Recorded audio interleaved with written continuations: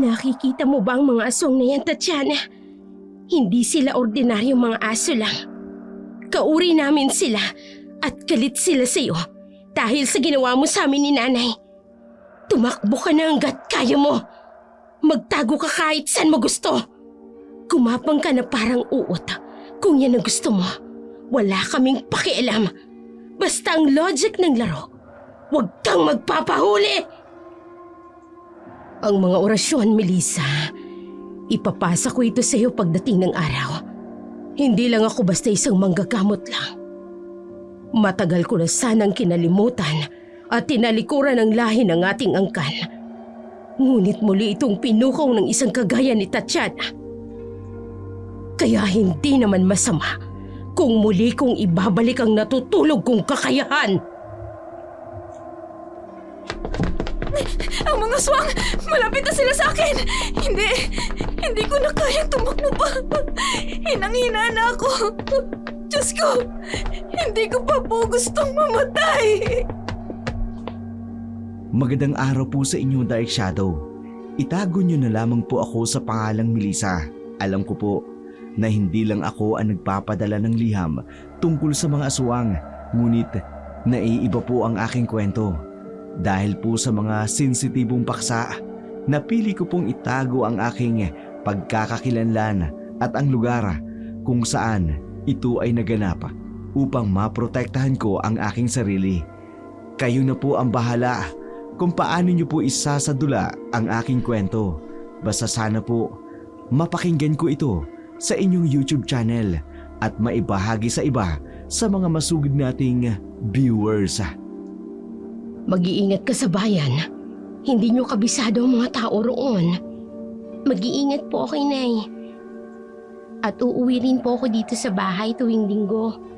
Melissa, anak. Kilala ba talaga ni Benji ang papasukan mong amo?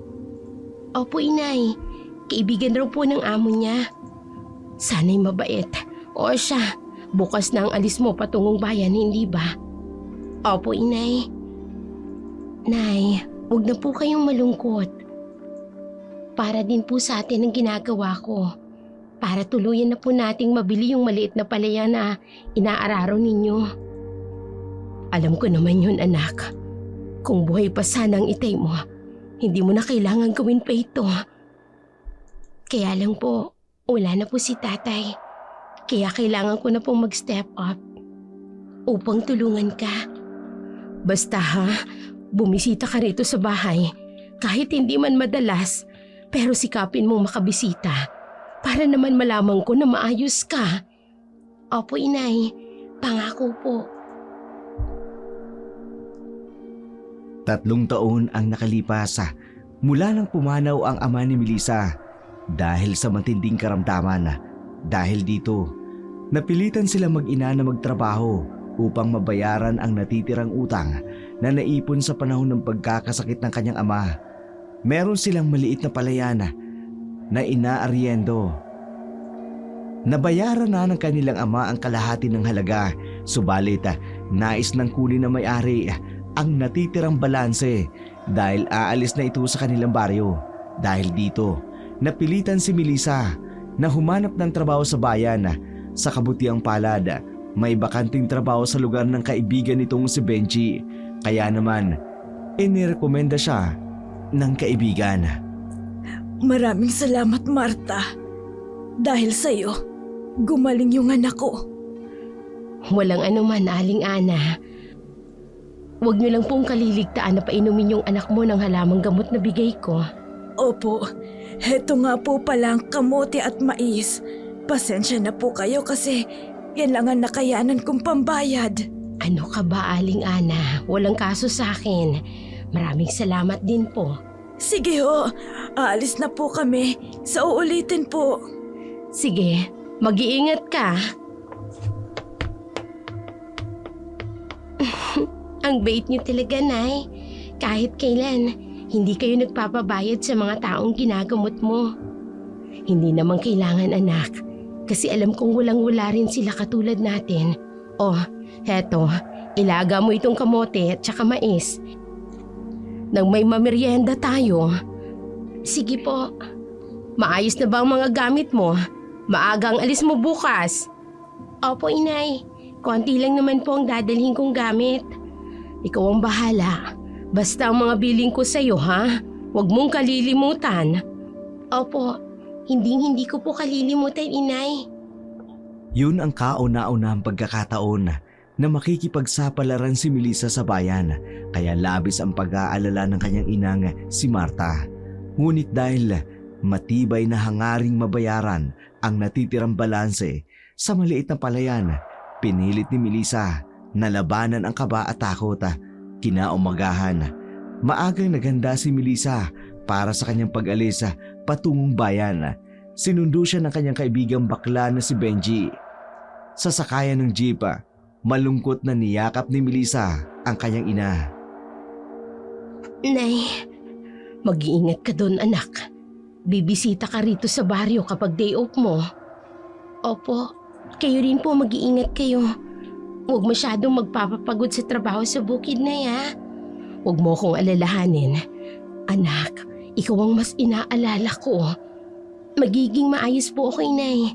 Anak niyo yata ako. Ikaw talaga. O sige na, baka maiwan pa kayo ng jeep. Sumakay na kayo ni Benji. Opo, bye po, inay. Mag-iingat ka, Melissa. Tuluyang sumakay ng jeep sina Melissa at Benji. Bago tuluyang umusad ang sasakyang paalis, sumili pa si Melissa sa bintana. Doon niya nasilayan ang lungkot ng mga mata ng kanyang ina. Masakit man sa kalooban, alam niyang wala siyang ibang pagpipilian kundi ang umalis upang makapag-ipon ng perang kanilang kakailanganin. Sa kabilang banda naman, 3 terminal pa ang kanilang binabaan bago marating ang bayan kung saan magtatrabaho si Melissa. Agad siyang inihatid ni Benji sa bahay ng kaibigan ng amo nito kung saan siya pansamantalang magtatrabaho. Oh, eto ang bahay na magiging amo mo. Ang laki ng bahay, Benji. Oo, mayaman talaga ang mga yan. Sige na, pumasok ka na, bukas ang gate. Alam na ni Mang Domeng kung darating ka ngayon. Salamat, Benji. Basta kung may kailangan ka, ha? Puntahan mo lang ako sa kabilang block. Sige, salamat uli. Ipinagbili ni Benji si Melissa sa isang matandang nagngangalang Mang Domeng. Agad naman siyang inihatid nito sa maluwag at magarbong sala ng bahay ng kanyang amo. Bit-bit ang kanyang lumang tote bag. Hindi maiwasan ni Melissa na humanga sa kabuuan ng bahay, mula sa mamahaling muebles hanggang sa mga palamuti na tila nagpapakita ng karangyaan. Napalingon siya sa may hagdanan nang marinig ang tunog ng takong ng sapatos na unti-unting bumababa. Sandaling napalunok si Melissa. Hindi agad nakapagsalita nang masilayan ng isang sopistikadang babae na sa kanyang tansya. Kaedaran lamang ng kanyang ina. Napakaganda nito at ang kutis ay parang hinaluan ng gatas. Sobrang puti at makinis. Ang suot ay halatang mamahalin at ang pabangong ginamit siguradong libo-libo ang halaga. Tiningnan siya nito mula ulo hanggang paa. Matalim, malamig at mapanuring tingin bago ito nagsalita. Ikaw yung bagong katulong, di ba? Opo, ako nga po. Halata nga, nangangamoy basura. Po, Bingi ka? parang ang sama ng ugali ng babaeng to Oh, natulala ka na. Bago ang lahat, gusto kong sabihin sa'yo na mataas ang expectation ko pagdating sa trabaho. I want it flawlessly clean. I don't want a stupid maid. Naiintindihan mo naman siguro ang mga sinabi ko, hindi ba? Opo, naiintindihan ko po.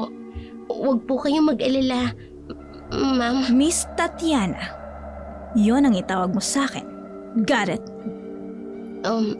Opo, Miss Tatiana. Ang trabaho mo ay mag-uumpisa simula 6:30 a.m. to 10 p.m. Lilinisin mo ang buong bahay ko. Lahat ng pwede mong linisin. Linisan mo at ayoko ng babagal-bagal sa trabaho, lalo ng tamad. Your salary is 20,000 pesos a month, so you better work your ass off and make it worth every cent. Naiintindihan mo? Masusunod po, Miss Tatiana. Then what are you waiting for? Mag-umpisa ka na. Wala ka rito upang magbakasyon. Go! Trabaho na! Ang bagal! Hindi alam ni Melissa kung saan siya tutungo o kung saan siya magsisimula. Ni hindi niya alam kung saan ang silid para sa mga kasambahay. Litong-lito siya at labis ang takot. Hindi niya inakalang ganun ka-strikta at kabagsik ang kanyang amo. Gusto man niyang umatras, hindi niya na magawa. Bukod sa nakapirma na siya ng kontrata, kailangan din nila ng sapat na pera para mabayaran ang inaryendong palayan. Eriko, ang sakit ng mga kamay ko. Melissa! Si Miss Tatiana, inahanap niya ako. Ano kayang kailangan niya? Teka, pupuntahan ko siya. Melissa! Where the hell are you? Miss Tatiana, bakit po? Oh, there you are. Ano pong may paglilingkod ko? Ikaw, kakaumpisa mo palang magtrabaho. Palpak ka na kagad. My figurines. Hindi mo nilinis ng maayos. Malikabok. Ang isang sapatos ko may gasgas. Do you even have a clue how much that cost? Sorry po, Miss Tatiana. Pero hindi ko po nagasgasan yan. Sinisigurado ko po na... Boba! Ginagawa mo pa akong sinungaling? Kitang-kita naman yung gasgas dito sa sapatos ko. Ayan, no? Alam mo ba kung magkano yan? Kung anong brand yan, ha? Kung magkano? This is Jimmy Choo. It cost $2,000. Damn it! And you just scratch it? Miss Tatiana, hindi ko po talaga nagasgasan ng sapatos mo. Maniwala po kayo sa akin. Maniwala ako sa'yo? Heto oh, kitang-kita ko ang ebidensya. At dahil dyan, hindi kita sasahuran ng ilang buwan. Kabayaran ang pagsira mo sa sapatos ko. Miss Tatiana, huwag naman po. Kailangan ko po ng pera. Huwag naman po, ma'am. Huwag mo nga akong iyakan, Melissa. Sisihin mo yung sarili mo dahil isa kang malaking tonta! Umalis ka nga sa harapan ko, ha? Layas! Miss Tatiana, parang awan niyo na po. Wala po akong kasalanan. Miss Tatiana! Umiyak si Melissa at naupo sa semento dahil sa panlulumong nararamdaman. Alam niyang hindi niya sinira ang sapatos ng kanyang amo at ramdam niya ito na isang set-up. Napatingala siya sa ikatlong palapag kung saan matatagpuan ang kanyang istriktong amo. Nakita niya ito, nakatayo sa beranda, hawak ang isang wine glass na may lamang mamahaling alak habang tumatawa. At may kausap sa cellphone. Gusto niyang ipagsigawan na wala siyang kasalanan, ngunit alam niyang hindi siya pakikinggan ng kanyang amo. Iha! Mang Domeng, Bakit nakaupo ka riyan sa semento? Tumayo ka nga dyan. ayos lang po ako. Pinagalitan ka ni Miss Chana, no? Opo, pinagalitan at pinagbintangan niya ako sa bagay na hindi ko naman kinuha. Tapos hindi niya raw po ako sasahuran. Ay, kawawa ka naman, Iha. Ganun ho ba talaga siya? Oo. Isang mabagsik at pangit ang pag-uugali. Hindi niya lang ako mapalis bilang isang hardinero dito dahil ayaw ng kanyang ama. Matagal na kasi akong naninilbihan sa kanila. Buhay pa po pala ang ama niya. Oo, pero wala rito ang kanyang ama. Nasa Amerika. Mag-iingat ka, ha? Iba ang ugali ni Miss Chana. Ginagawa niyang laruan ang mga nagiging katulong niya. Ho? Hindi maalis sa isipan ni Melissa ang sinabi ng matandang si Domeng nung araw na yun. Napagdesisyonan niyang pumunta sa bahay ng amo ni Benji upang humingi ng tulong sa kaibigan dahil wala siyang natitirang pera. Subalit labis ang kanyang panlulumo nang malaman niyang isinama si Benji patungo sa Maynila ng amo nito dahil dito wala siyang nagawa kundi bumalik sa malaking bahay ng mga Suarez. Pagdating doon, naabutan niyang galit na galit si Tiana at naghihintay sa kanya. Miss Tatiana, Tonta ka talaga, no? 2 araw ka pa lang dito sa bahay ko.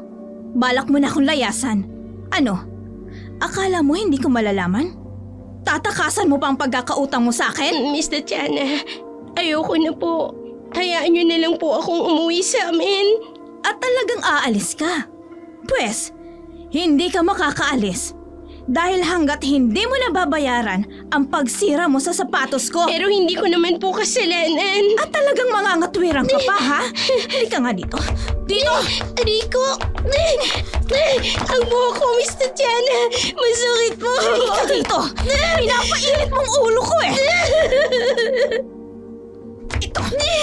Bilisan mo! Dito! Tama na po! Masakit po! Bitiwan niyo na po ang buho ko! Ito! Ito! Nakikita mo ba ang mga tambak na plantsahin na yan? Ha? Plantsahin mo lahat yan mula sa mga panyo ko hanggang sa mga damit ko! Nakikinig ka ba? Opo, Miss Tatiana. Pagkatapos mo dyan, linisan mo ang pool. Dahil may pool party ako bukas. At itong tatandaan mo, ha? Hindi ka kakain hanggat hindi mo natatapos ang lahat ng mga gawain mo. Naiintindihan mo? Mas lalong napaiyak si Melissa dahil sa sinabi ng kanyang amo. Iniwan siya nito sa harapan ng gabundok na plantsahin. Umiiyak na sinimulan ni Melissa ang trabaho. Gabi na nang siya ay matapos. Gutom na rin siya. Nananakit ang buong katawan, ang kamay at paa dahil sa dami ng kanyang pinamalansya. Maya-maya pa'y nakarinig siya ng mga yabag. Agad siyang nakaramdam ng takot dahil alam niyang si Tatiana na iyon.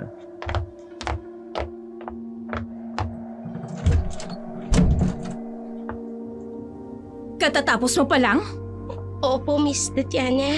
Napakadami po kasi. Nagrereklamo ka ba? Hindi po. Ang bagal mong magtrabaho. At dahil dyan, hindi ka kakain. At hindi ka rin magpapahinga.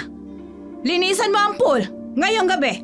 Pero, Miss Tatiana, hindi naman po siguro tama na... Yan ang bagay sa'yo! Sinampal niyo ako. Hoy! Wala kang karapatang sabihan ako kung ano ang tama sa mali. Serbyenta ka lang dito sa bahay ko. Alam mo ba kung ano yon, ha? Servidora, chimay, muchacha. A completely useless, brainless, good-for-nothing maid. Miss Tatiana, maawa naman po kayo sa akin. Gutom na po ako. Kahit konting pagkain lang po. Gusto mo talaga ng pagkain? Oh, halika dito. Rico po, Miss Tatiana.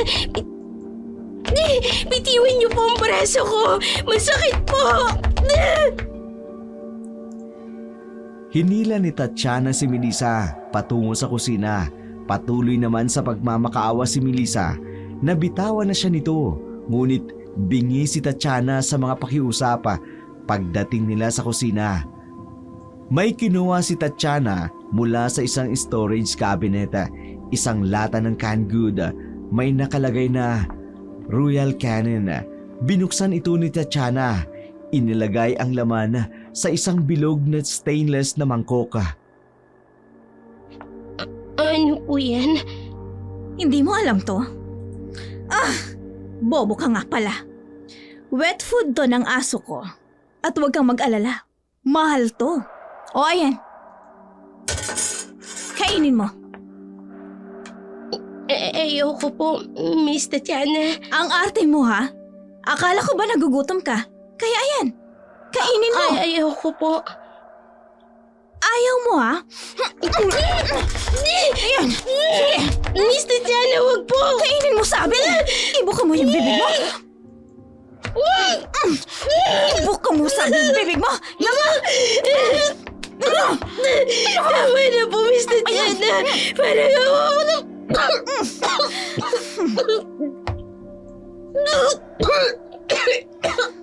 Ano? Sa susunod na artehan mo ako na gutom ka, pero hindi pa tapos ang trabaho mo. Hindi na expensive wet food ang ipapakain ko sa'yo, naintindihan mo? Kundi tira-tirang buto ng mga aso ko! Mr. Tiana. Linisan mo ang mga kalat na yan. Mahal yan.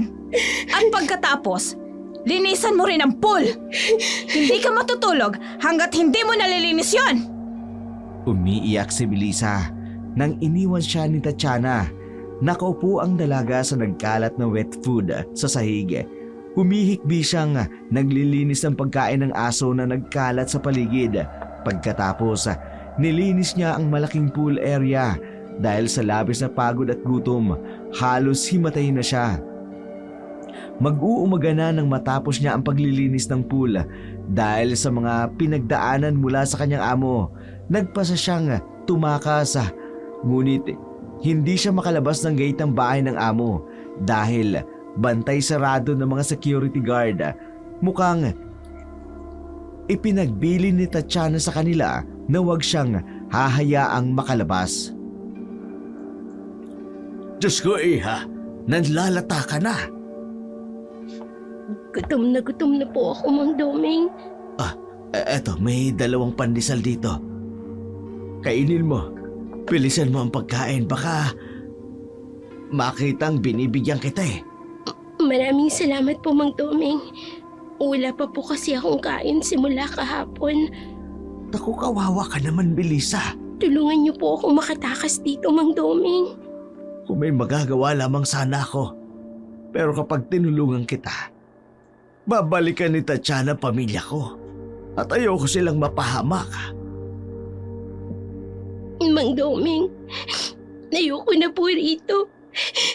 Gusto ko na po umuwi sa amin. Alam ko, pero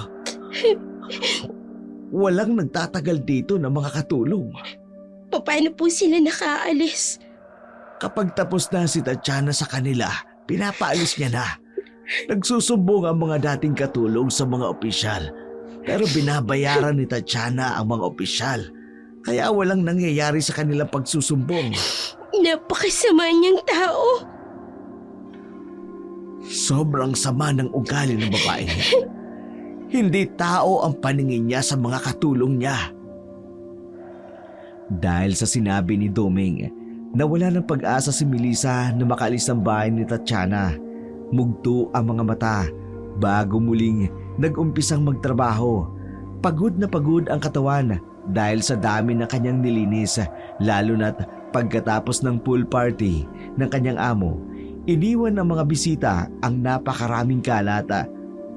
Habang nagpupunas ng mesa si Melissa, napansin niya ang mga tirang pagkain na iniwan ng mga bisita.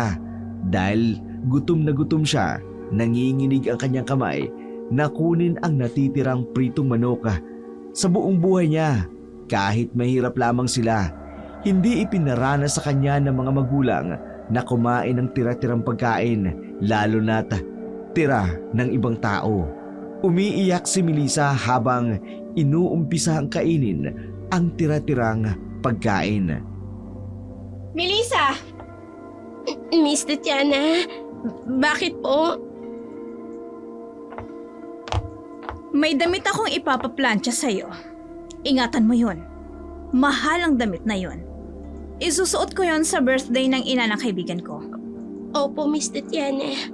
At anong inaarte mo? Bakit para kang zombie kung maglakad? Nahihilo po kasi ako. Nahihilo?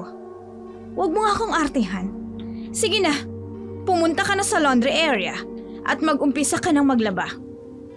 At magpaplantsa ka pa ng damit ko. Bilisan mo! Opo, Miss Tatiana. Mga basurang muchacha! Dahil sa kakulangan ng tulog at walang maayos na pagkain, nanghihina na at nahihilo na si Melissa. Ilang beses siyang napatigil sa pagkukusot ng mga nilalabhan niyang damit Meron namang automatic washing machine at dryer, ngunit ayaw ipagamit sa kanya ni Tatiana.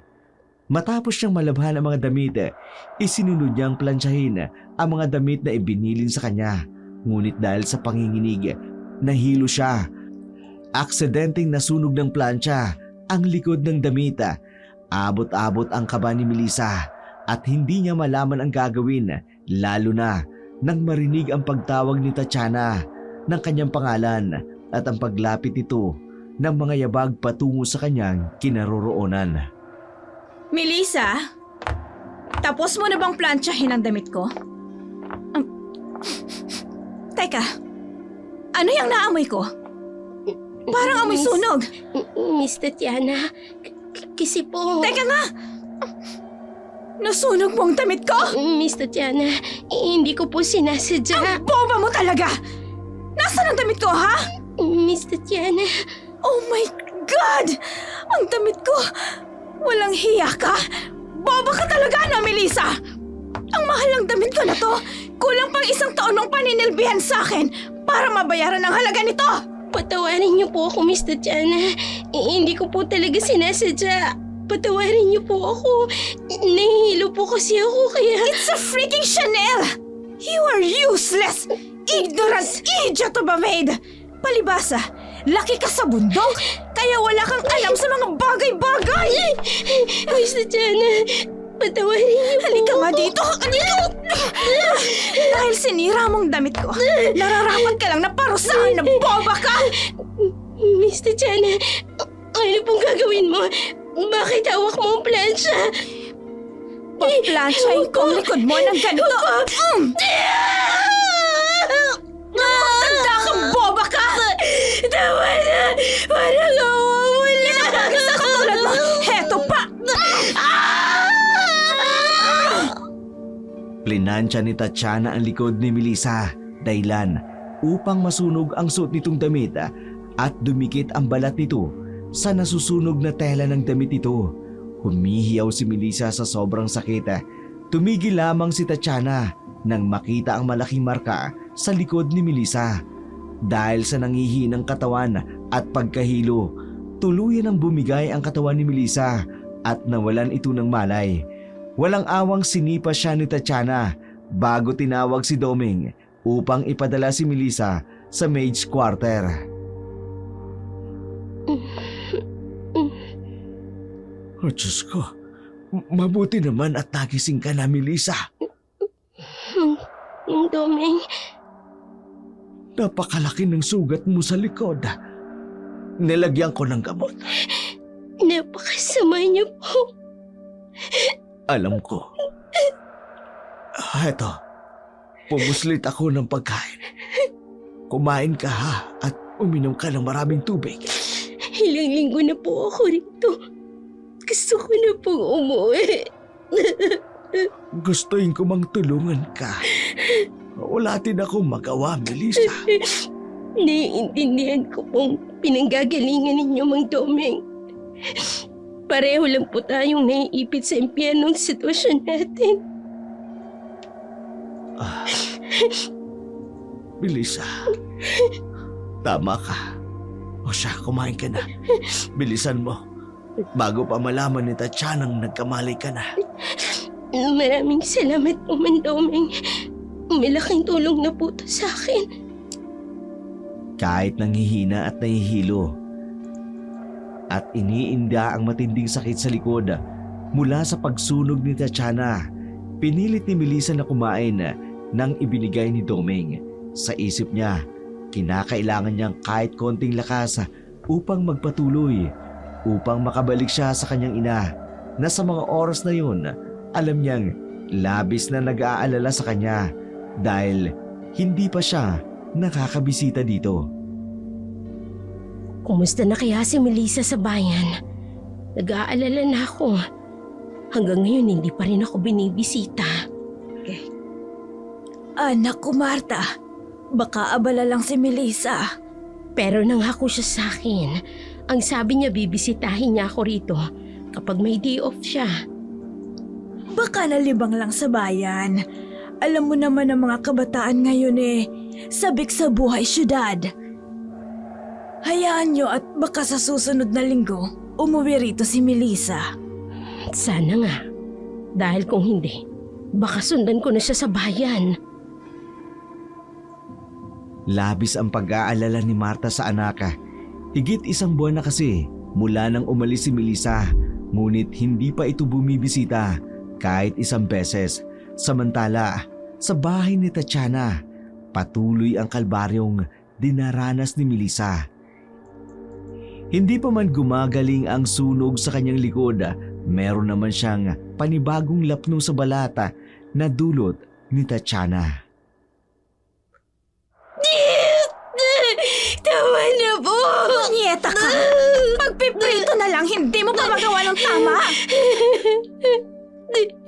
Sinunod ko lang naman po yung sinabi mo. Ang kapal naman talaga ng mukha mong sagot-sagutin ako. At sinisisi mo pa ako ngayon. Ano? Nakukulangan ka pa sa mantika na isinaboy ko sa'yo? Napakasama mo, Miss Tatiana. Wala kang awa. Talagang wala akong awa. Kaya kahit lumuha ka ng dugo, hindi kita kaawaan.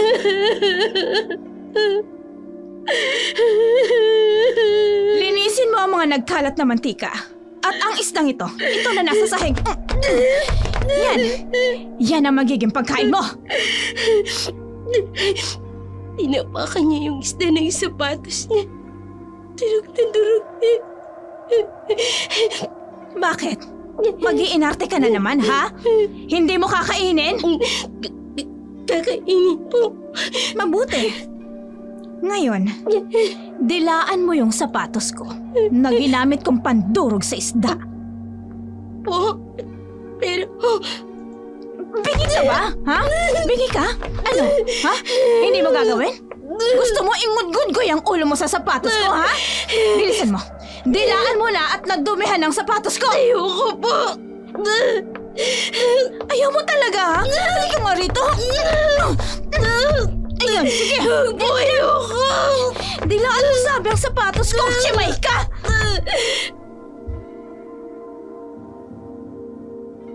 Nagpupumiglas man si Melissa.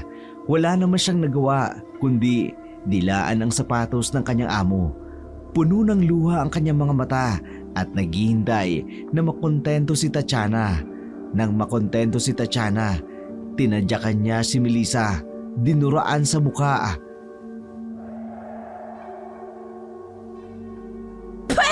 Nakakadiring itsura mo! Linisin mong lahat ng kalat na yan, ha? Dapat pagbalik ko dito, malinis ng lahat ng kalat dito!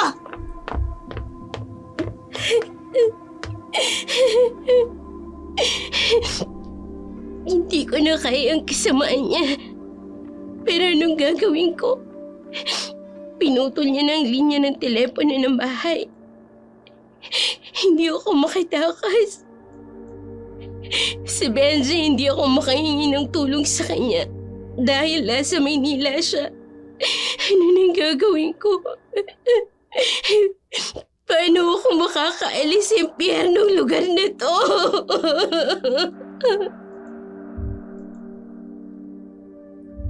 Lumipas ang mga araw at linggo. Patuloy ang kalbaryong dinaranas ni Melissa sa kamay ng mabagsik na among si Tatiana. Lahat ng ginagawa niya para dito ay mali. Napakagaan ng kamay ni Tatiana sa pananakit. Hindi pa man humihilom ang mga sugat mula sa lapnos ng pagkakasunog ng likha nito. Agad-agad na sinusundan ito ng mga panibagong pasa sa kanyang katawan dahil sa pananakit ni Tatiana.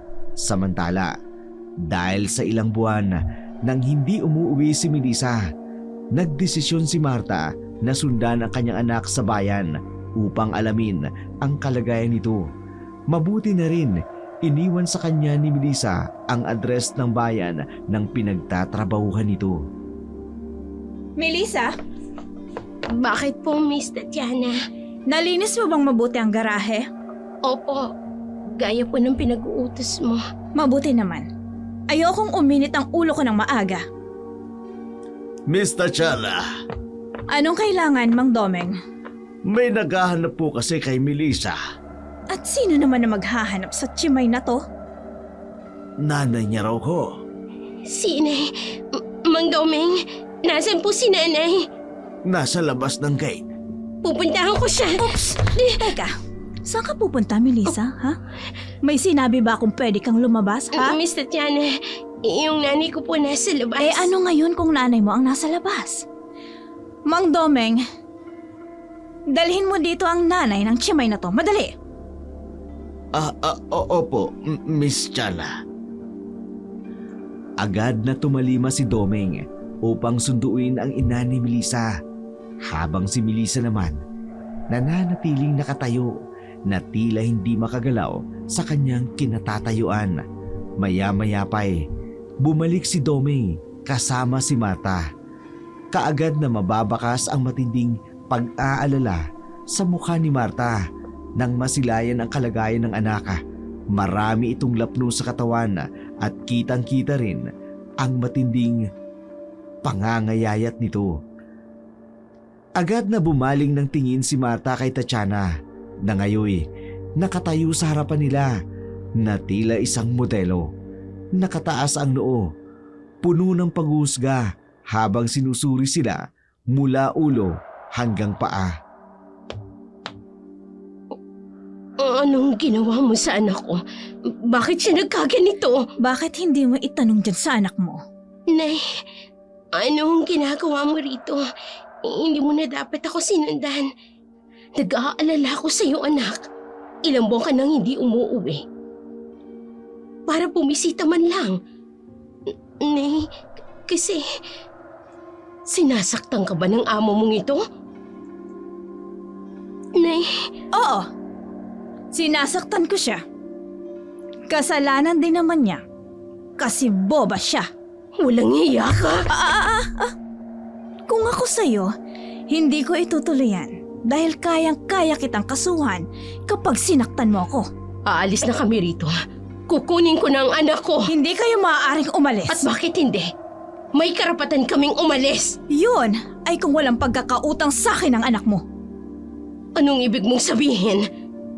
Malaki ang utang ng anak mo sa akin. Marami siyang sinirang mamahaling gamit ko. Pero you know what? Mabuti na rin at nandito ka. Para naman, pwede niyong paghatian ng trabaho dito sa bahay ko. Kabayaran ng mga utang niyang anak mo. Hindi. Huwag mong idadamay ang nanay ko rito. Ako na lang. Nay, umalis ka na. Sige na. Hindi kita pwedeng iwan, anak. Lalo na sa kalagayan mo. Ang dami niyo namang drama. Ang mabuti pa, mag-umpisa na kayong dalawang magtrabaho.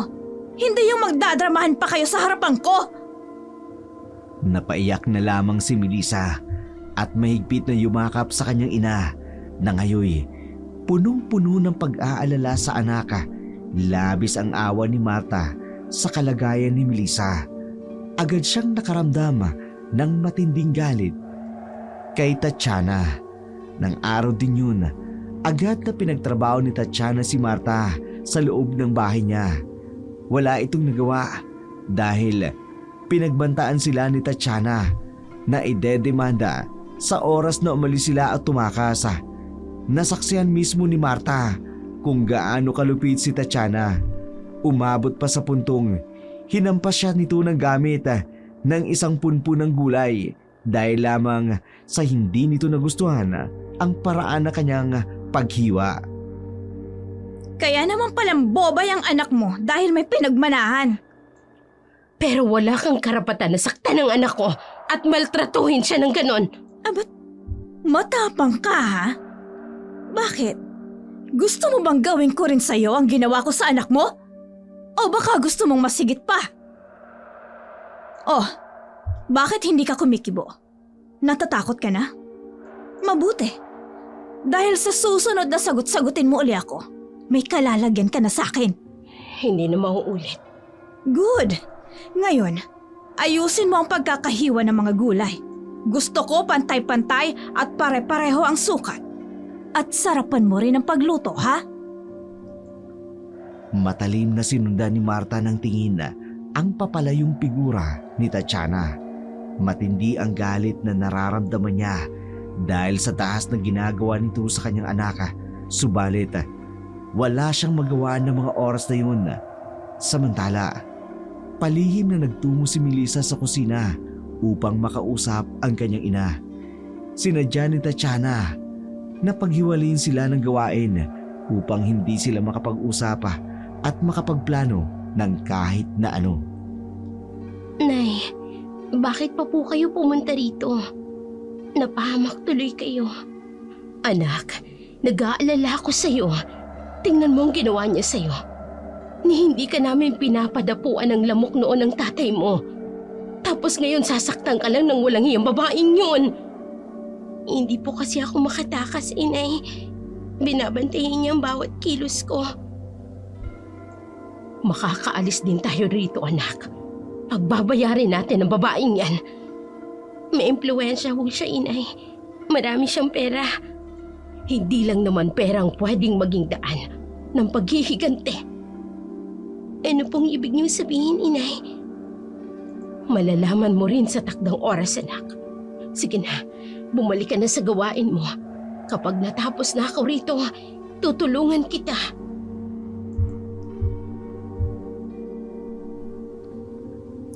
Hindi maunawaan ni Melissa ang sinabi ng kanyang ina tungkol sa takdang oras. Naisip niyang marahil may plano ito.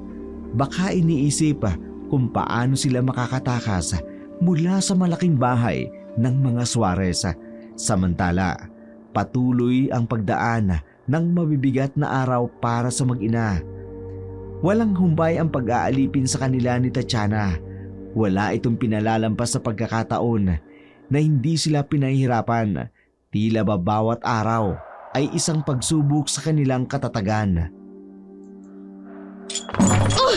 Sinabi kong ayokong sobrang asim na sinigang! Ano? Wala kang panlasa? Pero sinunod ko ho ang gusto ninyo. Tinimbang ko pa nga po ang sampalok na inilagay ko. Tonta! Pareho talaga kayong mag-ina, no? Palibasa, mga taga-bundok, mga boba, ignorante! Miss Tatiana, tama na po. Huwag niyo naman pong sigawan ng nanay ko. Huwag kang sasabat sa usapan, Melissa. Ano? Magyaya ka pa na naman kayong mag-ina? Ang OA nyo, ha? Nakakabisit ang katanganin nyo! Lilinisin ko na lang ho. Huwag po kayong mag-alala. Aayusin ko na po sa susunod. Dapat lang. Dahil hindi na ako natutuwa sa inyong mag-ina. Agad na nilinis na mag-ina ang natapong pagkain. Mabuti na lamang hinayaan ni Tatiana si Melissa na tulungan ang kanyang ina. Makalipas ang ilang sandali, may tumawag kay Tatiana. Kaya't agad itong umalis dahilan upang maiwan ang mag-ina sa kanyang bahay. Nay, kung iniisip niyo pong tumakas, hindi po tayo basta-basta makakaalis dito. Alam ko, anak. Hayaan mo. Darating ang oras na makakaalis tayo rito. Konting tiis pa, anak. Nay, ano bang iniisip niyong paraan? Malalaman mo rin. Teka, medyo presko pa ang iba mong lapnos. Mabuti pa, lagyan natin yan ng halamang gamota. May dala ako. Sige po, inay. Mabuti pa nga po. Ubus na rin po kasi yung gamot na ibinigay sa akin ni Mang Domeng. Mabait si Mang Domeng, ano? Opo. Siya lang po ang bukod tanging tao na tumutulong sa akin dito. Binibigyan niya po ako ng pagkain kapag kinugutom po ako ni Miss Tatiana. Napakasama talaga ng babaeng yon. Malala pa sa demonyong ugali niya. Opo, inay. Sobrang sama niya po. Nakita ni Melissa ang galit sa mga mata ng kanyang ina. Parang nais nitong gumanti, ngunit wala itong magawa. Samantala, pagkatapos nilang malinisan ang natapong pagkain, ay maingat na ginamot ni Marta ang sugat ng kanyang anak. Bukod sa mga lapnos, tumambad sa kanya ang malaking paso sa likod ni Melissa. Napasinghap si Marta at galit na tiningnan ang nasunog na balat ng kanyang anak. Pilit na pinipigilan ang luha at hinanakita sa dibdib. Napakawalang hiya niya. Wala siyang awa. Linansya niya ang likod ko dahil nagalit siya sa akin. Aksidente ko po kasing nasunog ang mamahalin niyang damit. Hindi na makatawang ginagawa niyang ito. Pero wala ho tayong magagawa laban sa kanya, inay. Sa ngayon wala pa. Pero darating ang oras. Pagbabayarin natin siya.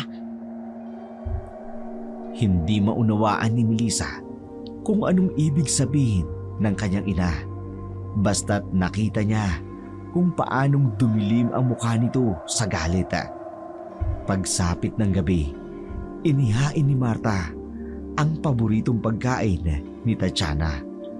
Pagkarating ng mabagsik na amo, agad itong dumiretso sa kusina upang kumain. Halatang nakainom ito, batay sa kilos at itsura nito. Samantala, tahimik na nakatayo sa isang sulok sina Melissa at Marta, naghihintay kung may ipag-uutos na naman si Tatiana.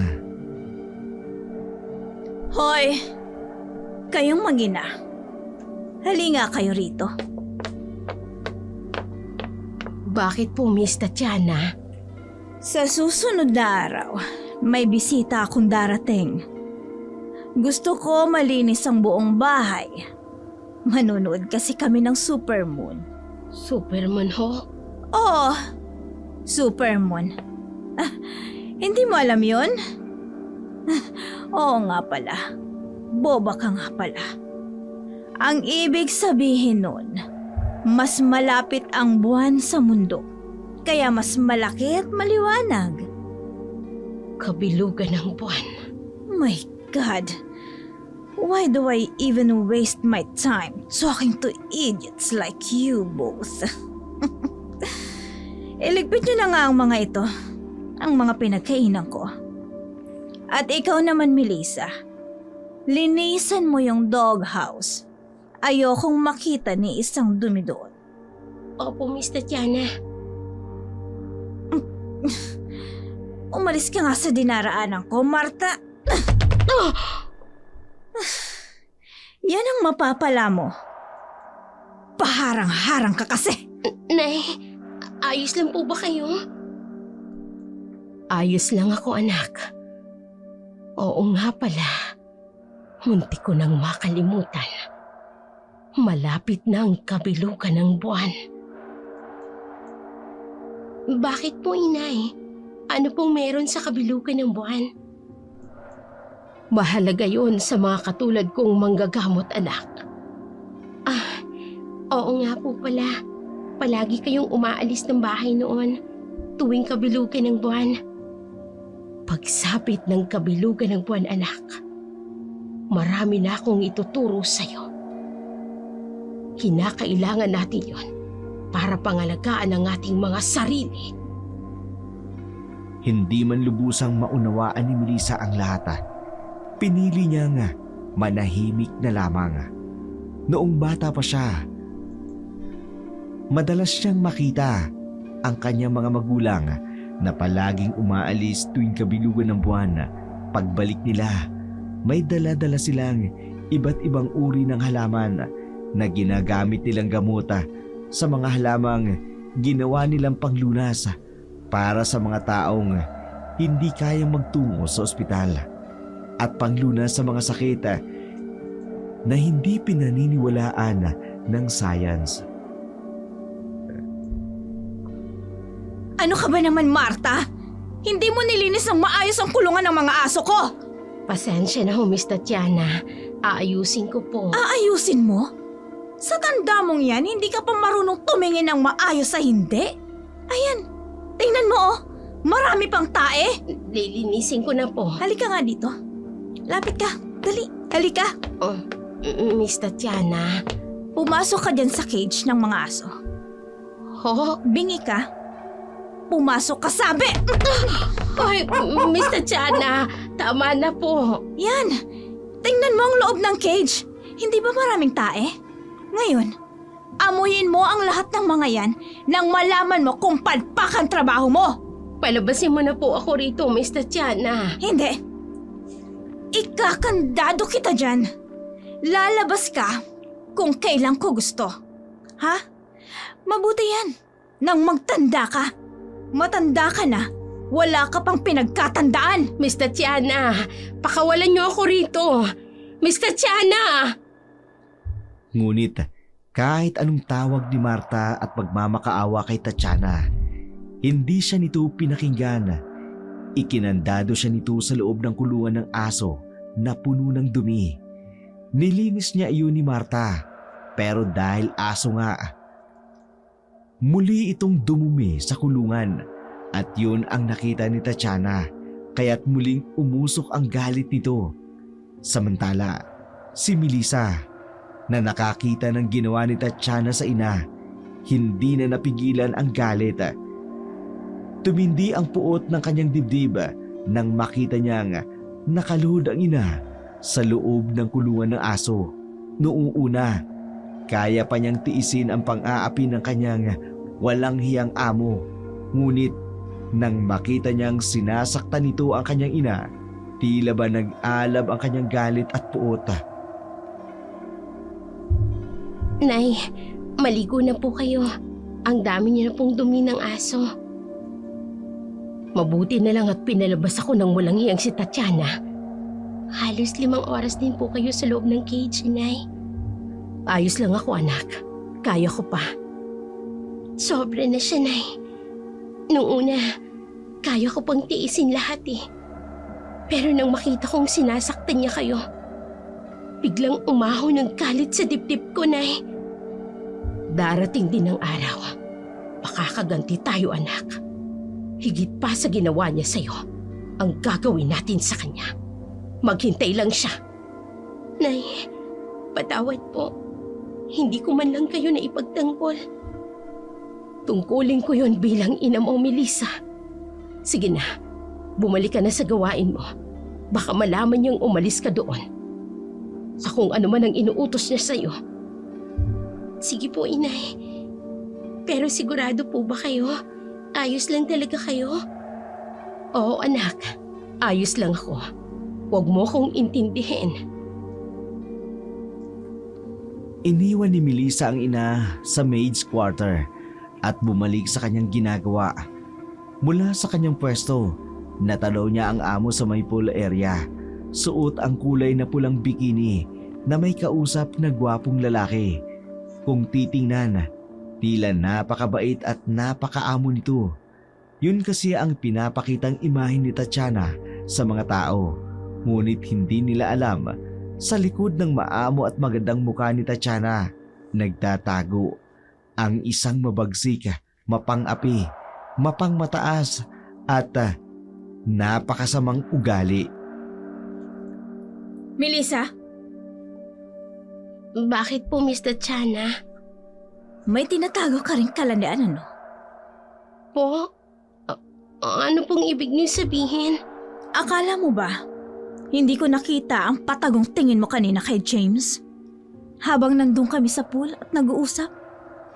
Miss Tatiana, wala po akong intensyon na kahit na ano.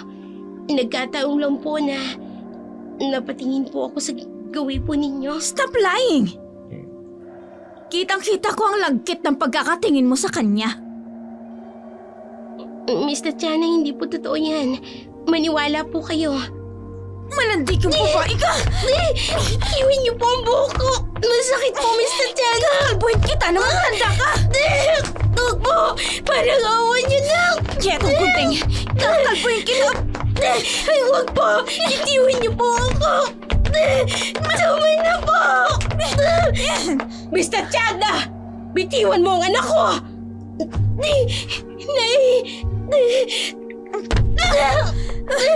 Yan ang bagay sa'yong malandi ka! Bakit mo pinutol ang buhok ng anak ko? Bagay lang yan sa anak mo. Malandi kasi.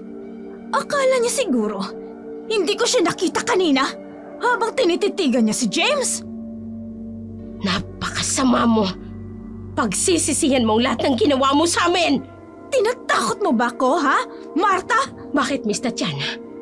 Marunong ka rin bang matakot? Hindi ka agad nakakibo si Tatiana. biglang naumid ang dila nito. At hindi siya nakasagota sa hindi niya malamang dahilan. Nakita kasi niya ang galit sa mukha ni Marta habang niyayakap ang anak nitong si Melissa na umiiyak. Dahil sa galit, pinutol ni Tatiana ang mahaba at maganda nitong buhok at ngayon hanggang liig na lamang ang haba. Nabitawan ni Tatiana ang gunting nang walang sabi-sabing iniwan ang mag-ina.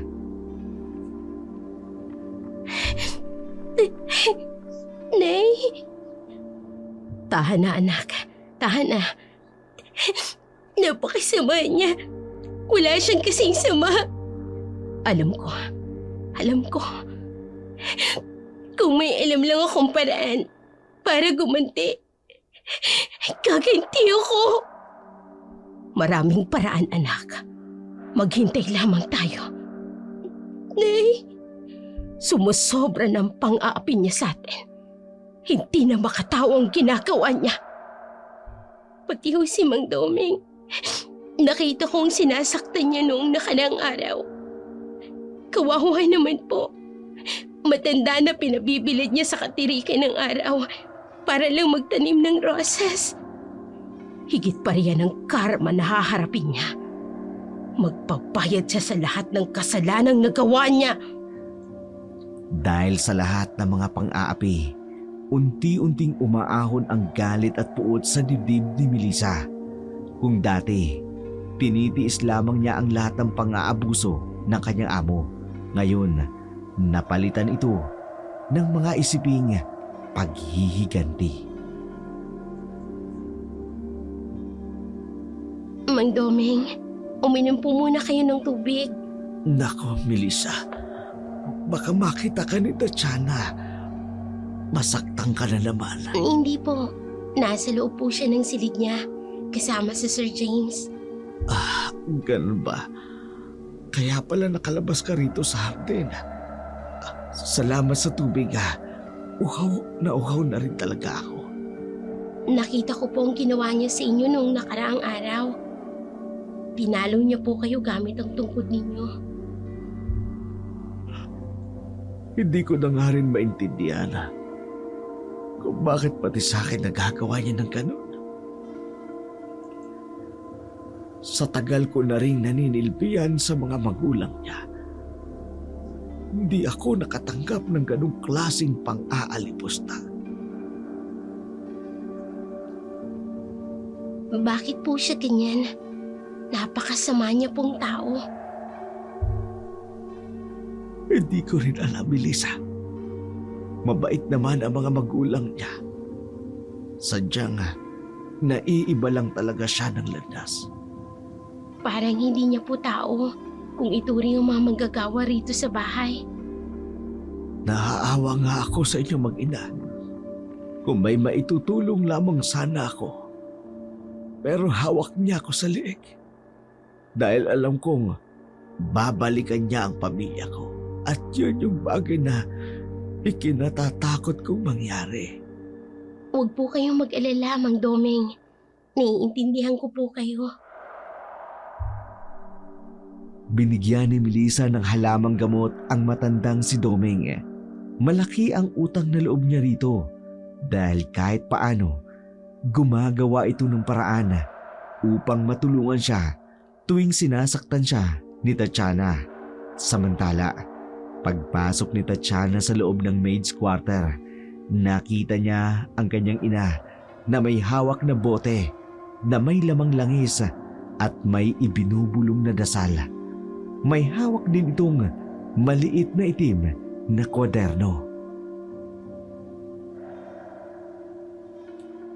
Nay, ano pong ginagawa mo? Nagdadasal, anak. Bukas na ang kabilugan ng buwan at gusto kong maging handa ka. Handa po saan? Ano pong meron sa maliit na kwadernong yan?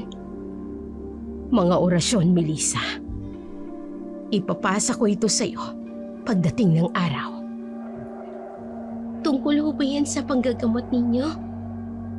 Hindi lang ako basta isang manggagamot lang, Melissa. Ano po?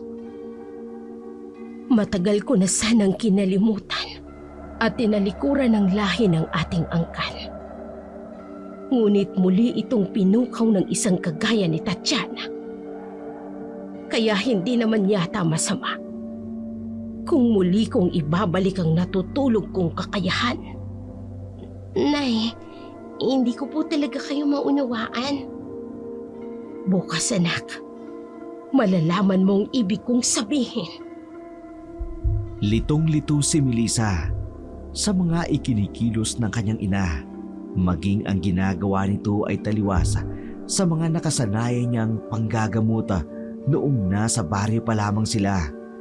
Nakita niya ang malawak na panyo ng kanyang ina at kilala niya kay Tatiana ang panyo na yun. Hindi niya alam kung anong binabalak ng kanyang ina, pero may hinala siya na may plano ito. Samantala, sumapit ang umaga. Abala ang lahat. May darating na mga bisita si Tatiana. Gusto nitong maging perpekto ang lahat. Kaya palagi itong nagsisigaw kay Marta at Melissa na kapag hindi nito nagugustuhan ang ipinagagawa nito sa mag-ina.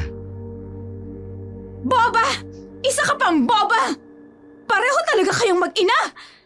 Hindi ba sinabi ko sa inyo, mali ang pagkakaayos ng tables? Pero sabi mo po kasi kanina. So what exactly are you trying to say? Na ako yung mali? Hindi po sa ganon. Sige po, ayusin ko na lang po. Marta! Pagsabihan mo nga tong anak mo, ha? Ayoko ma-stress ngayon. Lalo na't marami akong kaibigan darating. I'll deal with both of you tomorrow. Opo. Miss Tatiana, huwag kang mag-alala. Magiging maayos ang lahat. Good! Now move! Balik sa trabaho! Agad na bumalik sa kani-kanilang gawain ang mga tao nang sumapit ang gabi. Nagsipagdatingan ang mga bisita ni Tatiana. Agad na nakaplaster sa maamong mukha nito ang ngiti. Dinala nito ang mga bisita sa may hardin kung saan naruroon rin ang mga espesyal na pagkaing inihanda nito. Samantala, bahagyang hinila ni Marta ang anak nang makita niyang unti-unti nang tumataas ang napakalinaw at ang bilog na buwana. Nay, saan po tayo pupunta? Baka hanapin po tayo ni Miss Tatiana. Ito na ang takdang oras, anak. Ng ano po? Ng ating paghihigante. Nay, nakikita mo ba ang buwan? Hudyat yan na lalakas ng ating kapangyarihan. Ano pong kapangyarihan? Hindi ko po kayo maintindihan, Nay. Pagmasdan mo akong mabuti, anak. Oh, Diyos ko, Nay, ang mga kuko mo unti-unting humahaba. At ang mga balahibo mo mas tumadami. Ano pong ibig sabihin nito, Nay? Hindi kami isang ordinaryong manggagamot lang, anak. Isa kaming mangkukulam na aswang. At isa ka rin sa katulad ko, Melissa. Nay, hindi ko... Bigla akong nakararamdam ng kakaiba sa katawan ko. Dahil nasa tamang edad ka na, anak, upang tanggapin ang biyaya ng buwan. Matagal ko nang tinalikuran ng pagiging aswang ko. Pero dahil sa mga taong katulad ni Tatiana, handa akong muling yakapin ito. Magiging aswang na rin po ba ako, Inay? May orasyon akong isasagawa para tuluyan kang maging malakas at maging isang ganap na aswang, anak.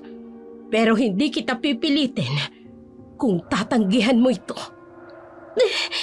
Buong puso ko itong tatanggapin, Inay. Gaganti ho ako kay Tatiana sa lahat ng kahayupang ginawa niya.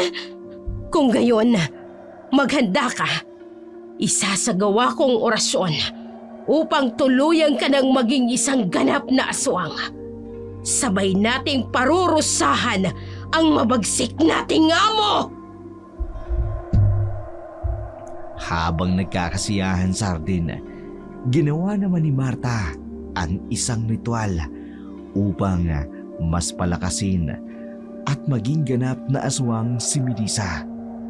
Hindi inaasahan ni Marta na ganun kadaling tanggapin ni Melissa ang pagiging aswang. Marahil dahil sa puota, kaya't walang pag-aalilangan itong pumayag. Sumapit ang hating gabi. Natapos na ang ritual. Ramdam na ramdam ni Melissa ang kakaibang lakas at napansin niyang unti-unting naghilom ang mga pasa at lapno sa kanyang katawan. Samantala, susuray-suray si Tatiana dahil sa kalasingan. Kahit na anong tawag niya sa mag-inang si Melissa at Marta, hindi na sila sumasagot.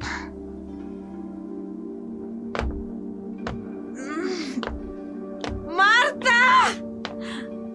Melissa! You motherfuckers! Where are you? Mga walang kwenta talagang mga katulong na yan. Mga boba! Palibasa. Mga taga-bundok. Mga mangmang.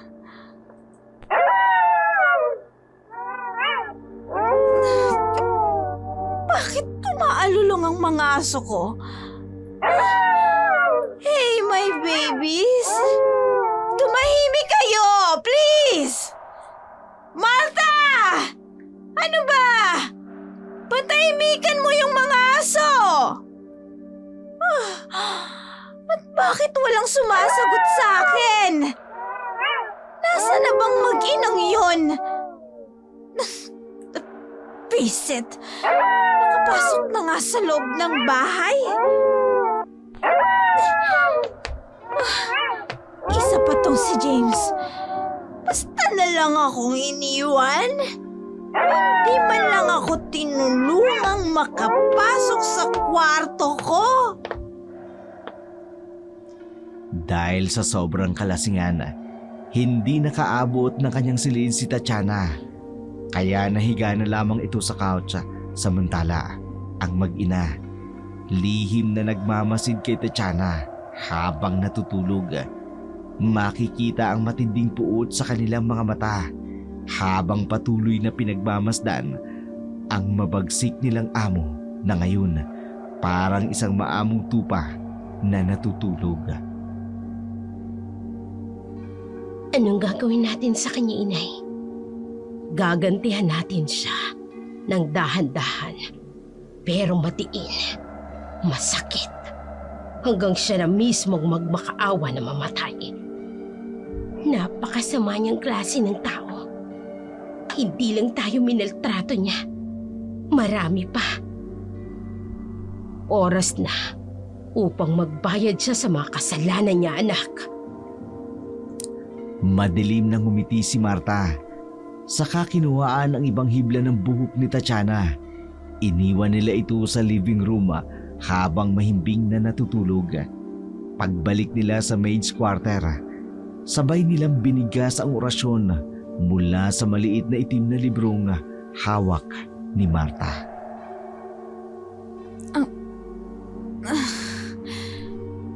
Aray, ang ulo ko. Teka, bakit nandito ako sa sala? Dito ba ako nakatulog? Melissa! Tubig nga! Ang likod ko. Ang sakit. Aray, ano bang nangyari sa akin? Ang sakit talaga. Teka, kakapain ko. Ano? Bakit may nakakapa akong parang malapot na likido. Anong... Hindi. Dugo! Bakit may dugo ang likod ko? Melissa! Nasa ka ba? Tulungan mo nga ako dito!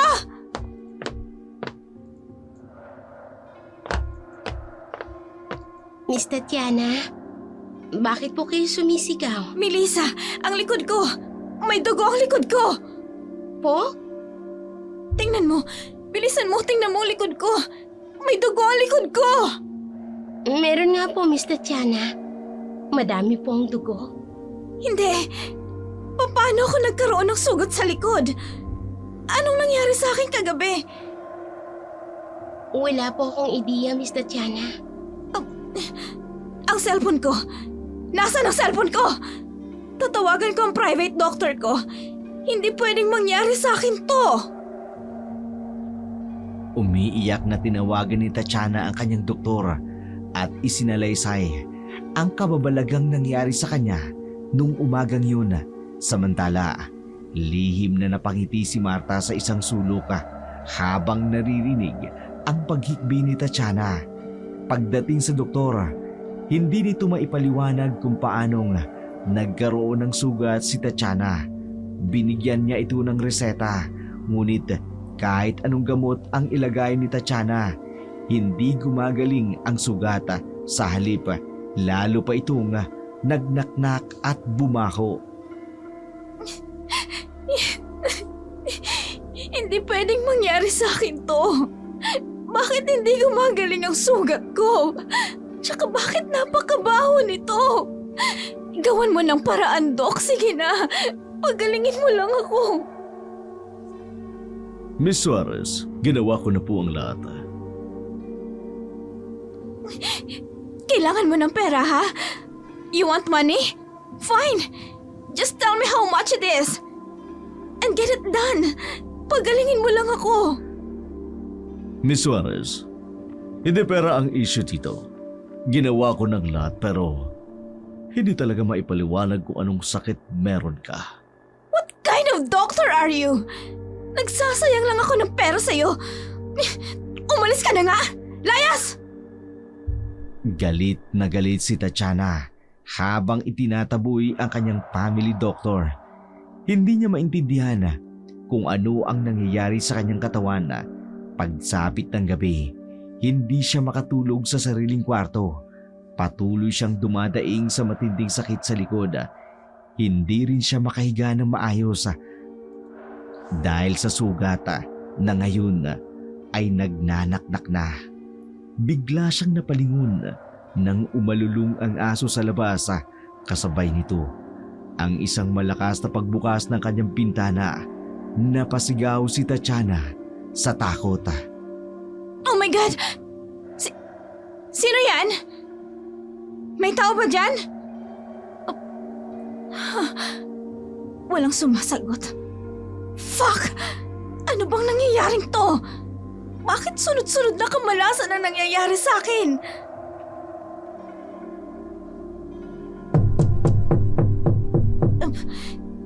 May kumakatok sa pintuan. Sino yan? Miss Tatiana, ako po ito. Oras na po ng hapunan mo. Pumasok ka. Pwede bang isarado mo yung bintana, Martha? Sige po, ilalapag ko lang po ang pagkain mo.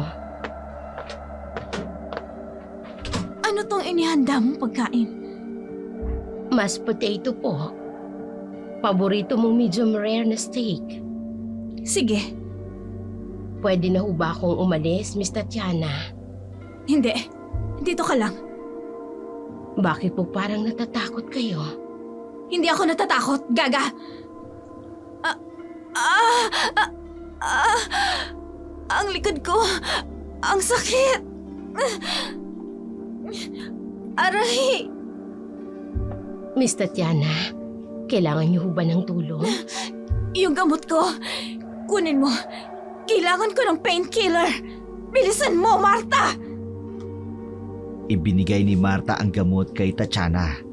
Ngunit sa halip na gumaan ang pakiramdam nito, lalo lamang lumala ang pananakit ng kanyang sugat. Napasigaw si Tatiana sa sobrang sakit habang pinanunood lamang siya ni Marta. Walang emosyon sa mukha habang siya ay namimilipit sa paghihirap. Kinabukasan, nagising si Tatiana sa matinding bahong bumabalot sa kanyang kwarto. Nanginginig ang katawan niya sa takot nang madiskubring maraming dugo ang tumatagas sa kanyang kama. Mas lalo siyang napahilakbot nang makita ang kanyang braso at kamay. Puno ng lapnos at sugat, nagtutubig at mga paltos. Umalingaw-ngaw ang kanyang sigaw habang paulit-ulit niyang tinatawag ang mag-inang Marta at Melissa. Ngunit walang sumasagot, walang dumating. Oh my God! Anong nangyayari sa akin? Tulungan niyo ako! Marta! Melissa! Mang Domeng! Nasaan sila? Bakit walang pumupunta dito sa silid ko? Kailangan ko ng tulong. Ang cellphone ko. Tatawagan ko ang mga kaibigan ko. Nasaan ang cellphone ko? Shit, wala dito. Hindi pwedeng mawala ang cellphone ko. Walang nagawa si Tatiana. Hindi niya mahanap ang kanyang cellphone, kaya't wala siyang ibang pagpipilian kundi subukang bumangon. Ngunit hindi niya ito magawa dahil sa matinding kirot mula sa sugat sa kanyang likod. Humagulhol na lamang siya sa sakit at kawalan. Ang kanyang iyaka ay umalingaw-ngaw sa buong kabahayan. Samantala, sa maid's quarter, lihim na nagsasaya ang mag-inang Marta at Melissa habang pinakikinggan ang bawat hikbi at hagulhol ng kanilang malupit na amo. Kulang pa yan, inay. Wala pa yan sa kalahati ng sakit ng pagmamaltrato niya sa akin. Tama ka, anak. Kulang pa ang paghihirap niya. Bago tayo tuluyang umalis dito, inay, nais kong habang buhay niya tayong huwag makalimutan. Sisiguraduhin natin yan, Melissa. Hinayaan na mag-ina ang paghiyaw at paghingi ng tulong ni Tatiana. Sa halip na tulungan ito, lumabas si Melissa patungo sa hardin kung saan naroroon si Mang Domeng na abalang nagdidilig ng mga halaman. Hindi naririnig ni Mang Domeng ang mga sigaw ni Tatiana mula sa loob ng bahay dahil nakasarado ang mga bintana at may kalayuan din ng hardin mula sa kabahayan. Hindi ko yata nakikita si Miss Tatiana, Melissa. Hindi po ba lumalabas ng silid niya? Baka matindi ang hangover sa katatapos lang na party kagabi. Baka nga po. Ayaw po namin na istorbohin ni inay. Baka po kasi magalit sa amin. Hindi malayong mangyari yan. Alam mo naman ang pag-uugali ni Miss Jana. Mang Domeng, kumusta ho ang balakang ninyo? Masakit pa po ba? Hindi na. Hindi naman napuruhang masyado ang tagiliran ko nang paluin ako ni Tatiana. Ganun ho ba? Ikaw, kumusta ang mga lapnos mo? Teka, unti-unting nawawala ang mga peklat. Ginagamot po kasi ito ni nanay. Ganun ba? Kamangha-mangha, pati ang peklat na alis. Mahirap alisin ang peklat galing sa paso. Mabisa lang po siguro yung mga langis na gamit ni nanay. Magaling pala talagang manggamot ang nanay mo, ano? Opo, magaling po talaga si nanay. Sige po, Mang Domeng. Babalik na po ako sa loob. Sige, Melissa. Dali-daling bumalik sa loob ng bahay si Melissa. Iniwasang humantong sa pagdududa ang mga tanong ni Mang Domeng. Pagpasok niya, napansin niyang Hindi niya narinig ang mga sigaw ni Tatiana. Naabutan din niya ang kanyang ina. Nakaupo sa isang silya na tila matagal lang naghihintay sa kanyang pagbabalik. Nay, bakit po? Naghihirap na siya, anak. Kulang pa ho yun, Nay. Gusto kong mas maghirap pa siya. Yung durog na hindi niya na magagawa pang bumangon. Sige, kung yan ang nais mo, anak, yan din naman ang balak kong gawin sa kanya. Mararamdaman niya kung paano tayo kumante.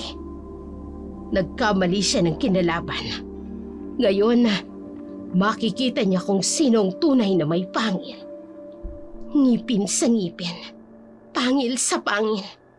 Kung anong ginawa niya sa atin, ibabalik natin sa kanya ng doble-doble pa sa lahat ng pagpapahirap na ginawa niya sa atin. Determinado ang mag-ina sa kanilang paghihiganti kay Tatiana. Lalo na't nagsanib puwersa ang kanilang kapangyarihan bilang mga aswang at ang kaalaman ni Marta sa pangkukulam. Kinabukasan, ganun na lamang ang panghihilakbot ni Tatiana. Nang magising siya, wala na siya sa loob ng kanyang magarang silid.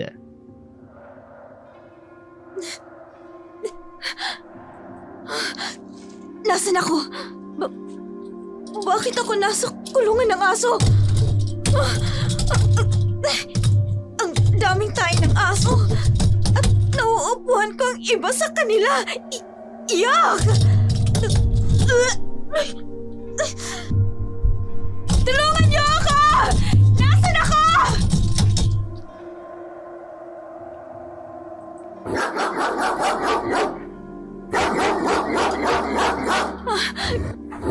May mga aso sa labas ng kulungan kinalalagyan ko.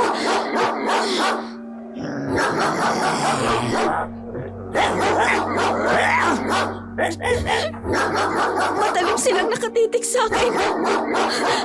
Lumayo kayo sa akin! Nasaan na ba ako? Paano ako nakarating dito sa gubat? Sinong nagdala sa akin dito? Tulong! Tulungan niyo ako! Tulungan niyo ako! Tulong! Tatiana,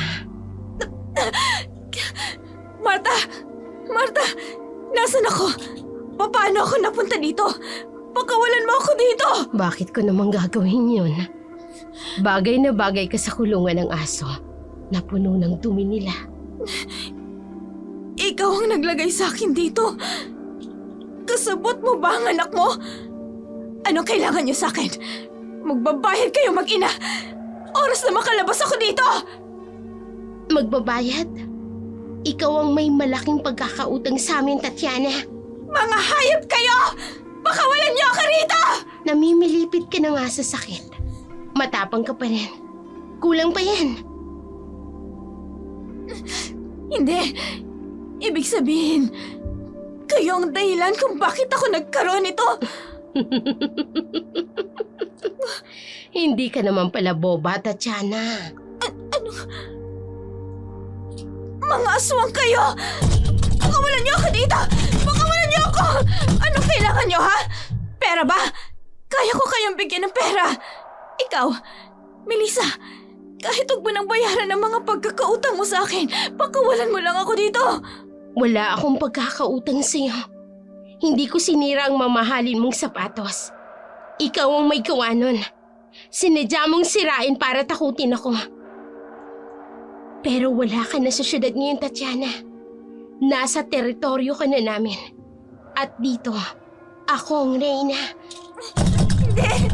Pakawalan niyo ako dito! Mga walang hiya kayo!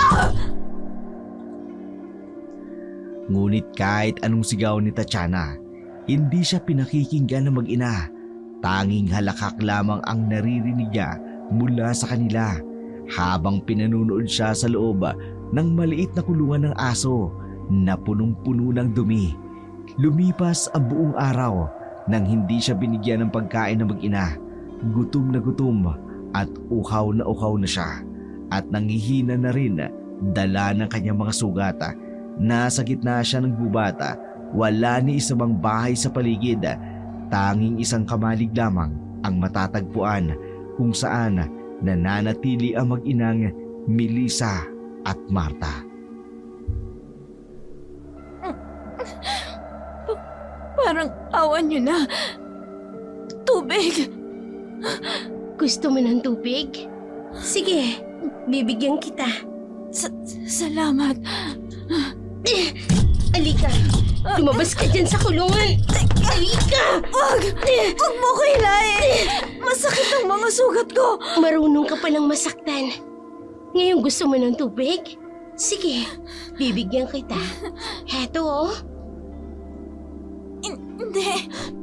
Huwag mong ibuhos ang tubig sa lupa. Wag. Gusto mo ng tubig, di ba? Dilaan mo. No. No. Ayaw mo? Sige, tatapakan ko na lang. Hindi. Hindi. Sandali. Didilaan ko na. Didilaan ko na. Oh my. Hindi ko akalain na magagawa ko to sa buong buhay ko. Ano, Tatiana?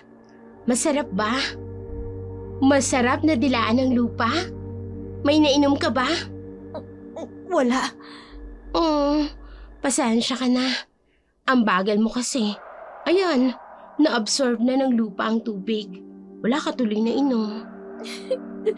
Please, give me some water. Nauuwaw na ako. Sorry, Uhaw na Tatiana. ako. Hindi mo deserve. Melissa, please, patawarin niyo na ako ni Marta. Pinagsisisihan ko na ang lahat ng nagawa ko. Madaling magpatawad, Tatiana. Pero hindi ka nun kadaling makalimot. Melissa, please, forgive me. I'm sorry. Patawarin niyo na ako.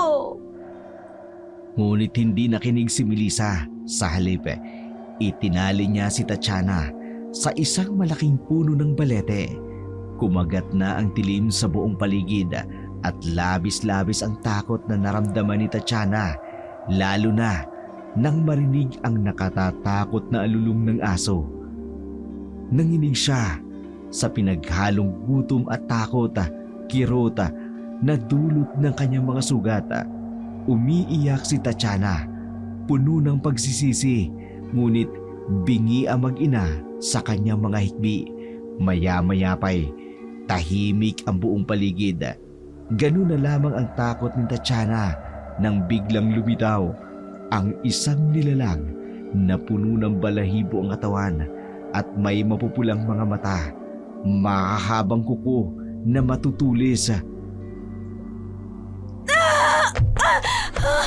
Aswang! Lumayo ka sa akin! Parang awa niya na! Marta! Melissa! Tulungan niyo ko! Tingnan mo nga naman ang pagkakataon, Tatiana. Noon ang anak kong humihiyaw ng ganyan. Ngayon ay ikaw naman. Marta! Oh my! Isa kang aswang! Oo, pareho kaming aswang na mag-ina. Mga halimaw kayo! Pakawalan niyo ako dito! Halimaw ka! Pakawalan mo ako dito! Halimaw? Bitawan mo ang buko! Ikaw ang tunay na halimaw, Tatiana. Mas halimaw ka pa sa akin. Katulad naming mga aswang. Makatao ba ang ginawa mo sa akin? Makatao ba ang ginawa mo sa nanay ko? Kay Mang Domeng, sa ibang naging katulong mo. Makatao ba ang lahat ng yon? Patawarin niyo na ako. Pinagsisisihan ko na lahat. Hindi ka nagsisisi. Sinasabi mo lang yan dahil nasa kagipitan ka. Wala ka sa teritoryo mo. Ngayon mo ipakita ang pagiging halimaw mo. Linggo! Bitawan mo ako! Hindi ako makahinga! Magbabayad ka sa lahat ng kasalanan mo, Tatiana. Pagsisisihan mo lahat ng ginawa mo sa amin. Tama na! Hindi ako makahinga! Itiwan mo ang lig niya, anak. Baka matuluyan yan. Hindi pa tayo tapos.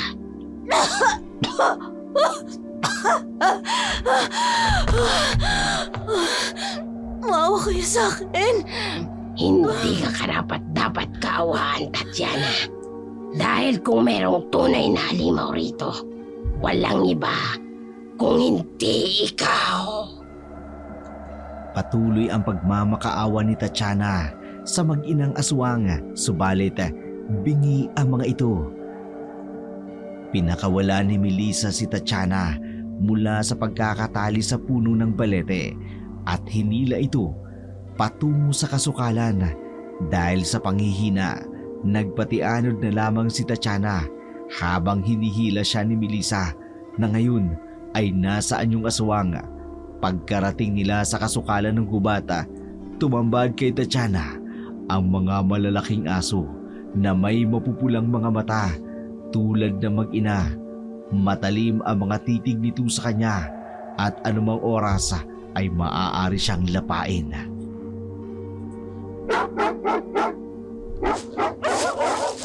Nakikita mo ba ang mga aso niyo, Tatiana?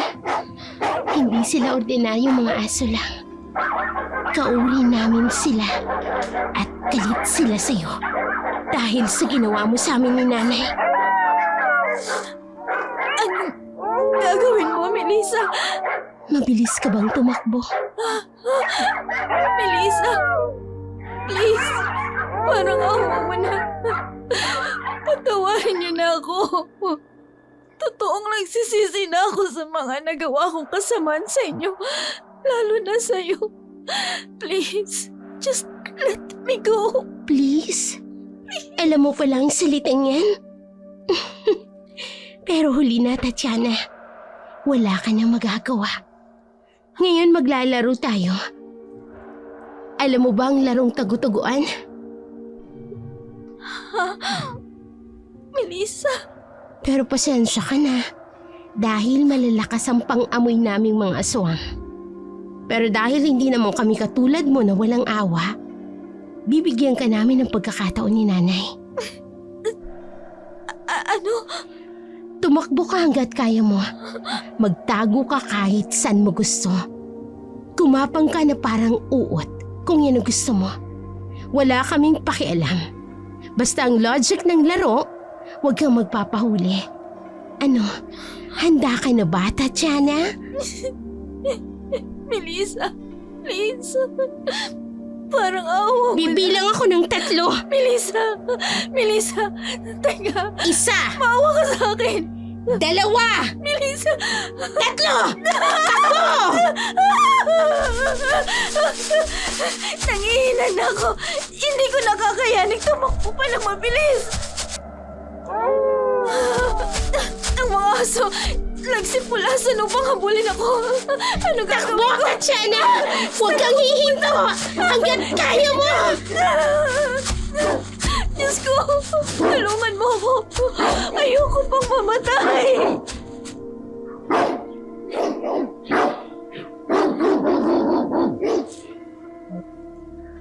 Tumakbo si Tatiana sa kasukalan at kadiliman ng gubata, ngunit dahil sa panghihina, hindi siya makatakbo ng mabilis.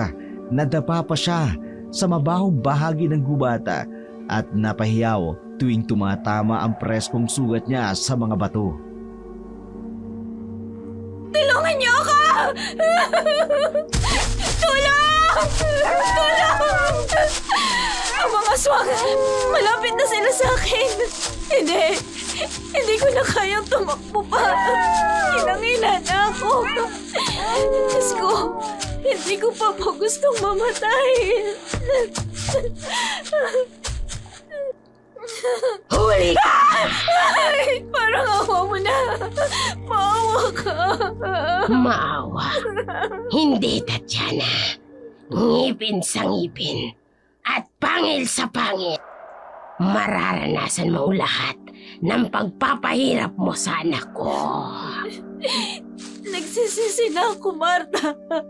Bigyan mo ako ng pagkakataong baguhin ang pagkakamali ko. Huli na para magsisi, Tatiana.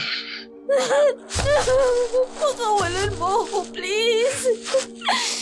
Ibibigay ko ang lahat ng gusto nyo. Hindi ako magsusumbong sa mga polis. Basta, pakawalan niyo lang ako. Sa akala mo ba, natatakot kami sa mga pulis? At sa akala mo, masisilaw mo kami ng pera mo? Hindi yun ang kailangan namin sa'yo. Hirap na ako. Ano pa ang gusto niyo? Ang maghirap ka, pareho ng pagpapahirap mo sa anak ko at sa ibang taong pinahirapan at pinaglaruan mo. Tulong! Tulong! Walang makaririnig sa'yo sa kagubatang ito, Tatiana. Wala! Mga hayop kayo! Mga aswang kayo! Pakawalan niyo ako dito! Ang gabing yun ay naging bangungot para kay Tatiana. Pinaglaruan siya ng mag-ina. Labis na hirap at hinanghina si Tatiana. Muling ikinulong siya sa kulungan ng mga aso at iniwan ng mag-ina, gutom at uhaw. Kinabukasan, nagising si Tatiana dahil sa matinding amoy na kanyang kinalalagyan. Dagdag pa ang kakaibang amoy ng kanyang mga sugat nang makita niyang papalapit si Melissa na may dalang plastic bowl. Muling nabuhayan ng loob si Tatiana.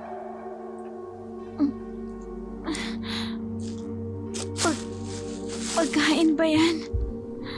Oo, pagkain mo. Bakit? Dry dog food yan.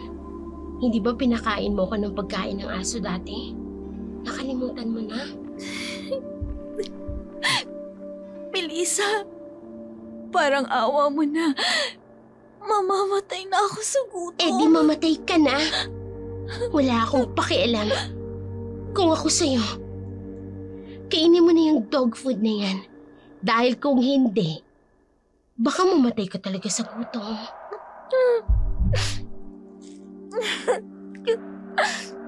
Melissa, nagmamakaawa ko sa'yo.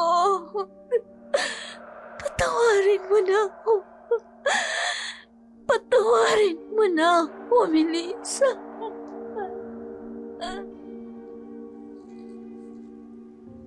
Ngunit bingi si Melissa sa pagmamakaawa ni Tatiana. Dahil sa labis na gutom, wala nang nagawa pa ang babae at pilit niyang kinain ang pagkain ng aso na ibinigay ni Melissa. Naalala niya kung paano ito nagmakaawa sa kanya noon, ngunit sa halip na bigyan niya ng pagkain, pinakain niya ito ng pagkain ng aso. Ngayon, nauunawaan niya na ang lahat. Nais siyang patayin ng mag-ina sa hirap at pagsisisi. Parang awa niyo na. Pakawalan niyo na ako. Nahihirapan na itong huminga, anak. Ilang araw na lang ang itatagal nito. Nasaan ang tapang mo, Tatiana? Hinang-hina ka na. Kalunos-lunos na ang itsura mo. Butot balat ka na rin. Alam ko ang ginagawa niyo. Nais niyong maranasan ko ang pagpapahirap ko sa inyo noon. Nagtagumpay na kayo. Hayaan niyo na akong mamatay sa sarili kong buhay. Ang mga taong katulad mong mapagmataas, mapanghusga at mapang-api, hindi karapat-dapat kaawaan. Pero hindi kami kasing halimo mo. Oo, aswang kami. Pero meron kaming puso. Hindi katulad mo. Mas masahol ka pa kaysa sa aswang. o kahit anumang mabangis na hayop. Alam ko. Ngayon alam mo na ang pakiramdam ng nasa iba pa. At kung paano ang pakiramdam ng tinatapakan. Patawarin niyo na ako. Patuloy na humihikbi si Tatiana. Humihingi ng kapatawaran sa kabila ng kanyang panghihina. Nakita niya sa sulok ng kanyang mga mata ang galit sa mga mata ni Marta at Melissa. Pilit siyang humingi ng tawad sa kanila hanggang sa tuluyan na siyang mawala ng ulirata ng sumunod na araw. Natagpuan ang katawan ni Tatiana na walang malay sa labas ng malaking bahay nito, puno ng sugat. Nilalangaw at nilalanggam. Dahil sa mga sugat, agad siyang isinugod sa ospital at ginawa ng doktor ang lahat upang maagapan. Sa kabilang banda naman, hinanap ni Doming ang bahay ng mag-inang Marta at Melissa. Tao po! Tao! Mang Doming, anong ginagawa niyo rito sa baryo namin? Mabuti naman at natagpuan ko itong bahay ninyo.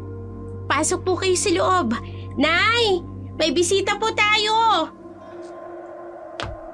Sino?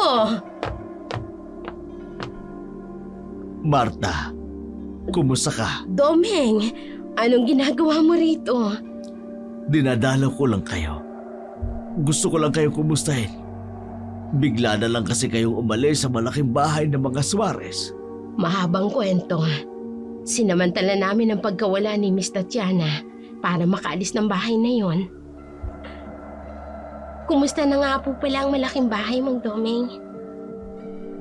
Natagpuan si Tatianang nakapagtatakang iniwanan siya sa labas ng malaking bahay. Kalunos-lunos ang sinapit niya. Puno ng sugat ang buong katawan at muntik tangang hindi mabuhay. Nalaman mo ba kung sino may gawa? Wala. Hanggang ngayon naguguluhan pa rin ang lahat kung paano siya nawala ng gabing yun. Hindi rin naman siya makausap ng mga pulis dahil nasiraan ang pag-iisip. Tulala lang na umiiyak at nagwawala. Nabaliw si Tatiana? Oo. Balak nga yatang dali ng mga magulang sa Amerika upang doon ipagamot. Ganun ho ba? Kayo po, Mang Doming, doon pa rin ho ba kayo nagtatrabaho? Ay hindi na, umalis na ako. Pinayagan na rin ako ng ama ni Tatiana na umalis. Ganun ho ba? Mabuti naman po kung ganun, Mang Doming. Hindi nyo rin po deserved ang pagtrato ni Tatiana. Ay nako, matinding karma ang inabot ni Tatiana. Nakakaawa mang isipin pero yon ang karma niya. Matapos malaman ang balita tungkol kay Tatiana, nanahimik na mag-inang sina Marta at Melissa. Muling ibinalik sa baol ang mga gamit niya sa pangkukulam sapagkat wala na rin naman siyang paggagamitan ng mga iyon. Nakaginti na tayo, Inay. Oo, anak. At mas masahol pa sa kamatayan ng naging parusa niya. Opo, Inay. Pero may parte po sa puso ko na naaawa ko sa kanya. Dahil hindi ka kasing sama niya, anak. Aswang man tayong tinatawag, pero hindi tayo kasing sama ni Tatiana. Umihingi din ako ng kapatawaran sa Diyos dahil sa ginawa natin sa kanya, Inay. Gusto ko pong magbalik loob sa may kapal. Alam ko, anak, ako rin. Sabay tayong magbabalik loob sa kanya. Dark Shadow, ilang taon na ang lumipas. Wala na kaming balita kay Tatiana. Kami naman ni Nanay, muling nagbalik loob sa lilim ng kapangyarihan ng tunay na amang lumika at patuloy na nabubuhay at tinatahak ang mabuting landas.